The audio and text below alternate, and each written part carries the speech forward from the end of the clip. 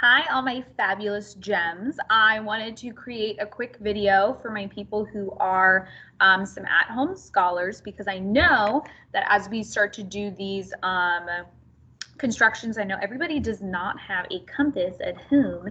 So I have come up with a way that you can still do the same constructions, except instead of using a compass, you're going to use just some things you have around the house. So you're definitely going to need a straight edge. So if you have a ruler, that's fantastic.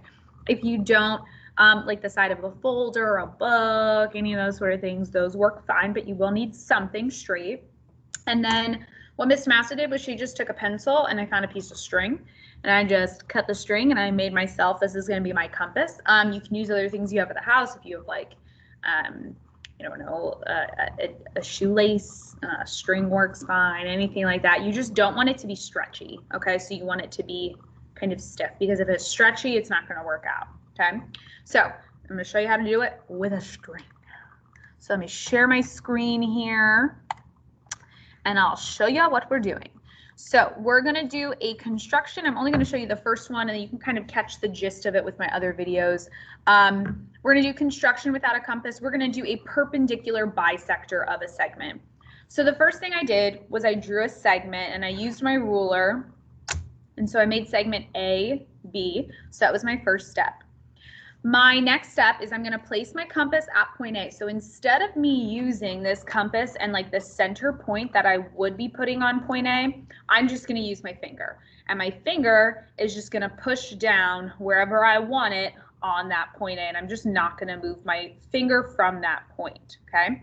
So the first thing I want to do is I want my radius to be more than half of this length. So I want it a little further than halfway. And so that's something like about this, okay? So I'm going to leave my finger here. This is more than halfway, definitely. And actually, maybe I'll go just a little smaller. And I'm going to make myself an arc right up top. I'm going to pull tight, and I'm going to make myself an arc at the bottom. Again, I'm going to pull pretty tight. Now, leaving my finger there, I'm going to pinch it.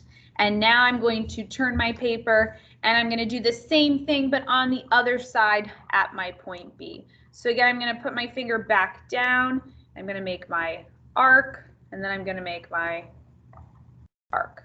So look, it's not perfect, but it's pretty dang close to what my other one looked like when I used a compass.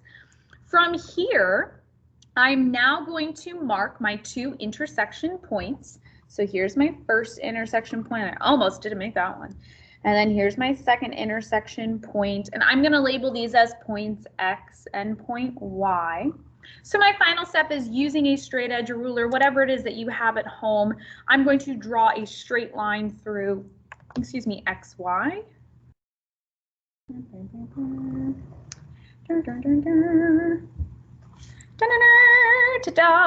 There we go. My intersection point in the center, I'm going to call this intersection point M, and I've now created a perpendicular line, or a line that creates a 90-degree angle. So as you guys at home are going through these videos, make sure you're just using your string. Make sure you're holding it really, really, really, really tight as you do each problem.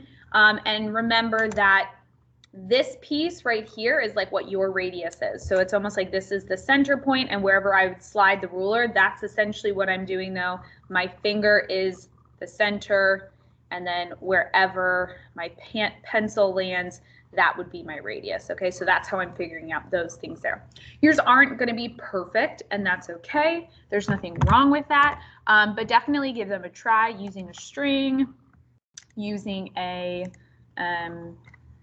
if not a string, then like I said, a shoelace. Anything you can kind of find at home to make this work would be fantastic. I'm also going to put a link to a online one, so if you want to try it online, you can. I haven't had a lot of experience with the online one, so if you are willing to try something new, you can try that way. And if it's too difficult, you can always go back to the string way. Okay, so try the rest of the videos instead of using a compass, but using string to the best of your ability, and we'll see how we do with constructions.